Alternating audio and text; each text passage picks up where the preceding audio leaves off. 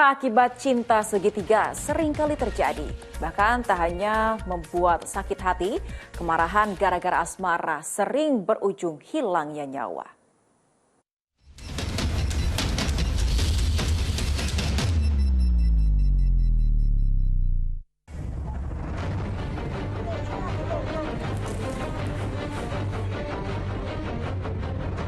Terjebak dalam kisah cinta segitiga dalam hidup rumah tangga membuat pusing bukan kepalang, bahkan kerap berakhir tragis.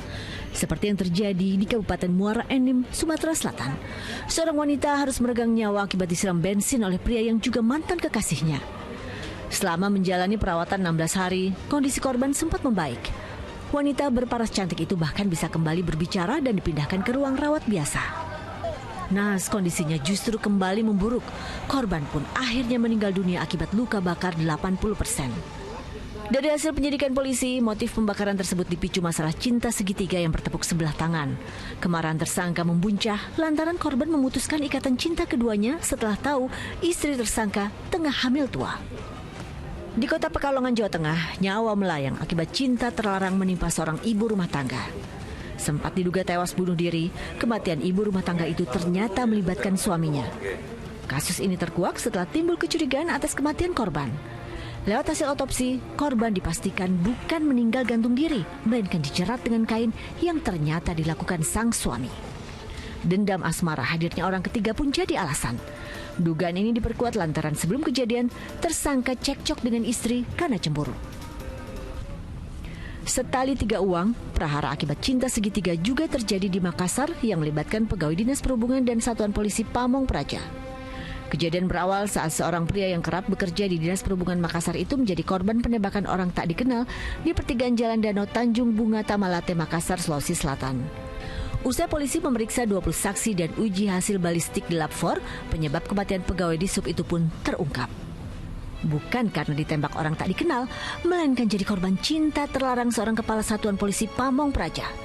Sang pegawai di sub dianggap kerap mengganggu kekasih gelap sang pejabat Pemkot tersebut.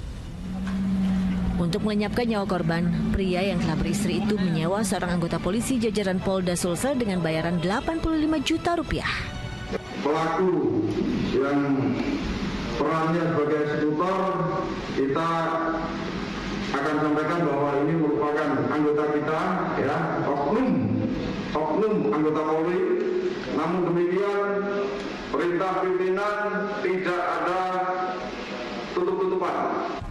Selain faktor cemburu, perilaku obsesif menjadi faktor pendorong seseorang bertindak nekat. Pelampiasan emosi pun bisa berujung tindakan irasional. Barang saya nggak boleh ada yang ngotak-ngatik, perempuan saya nggak boleh ada yang megang gitu ya.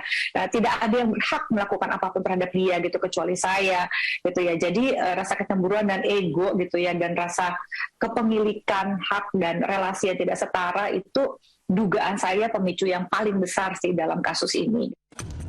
Segera melepaskan diri dari jeratan cinta segitiga adalah solusi tepat keluar dari masalah yang berpotensi timbulkan luka dan duka.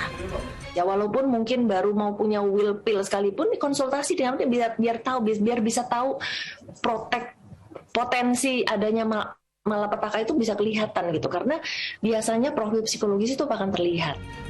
Cinta segitiga jarang bisa berakhir bahagia.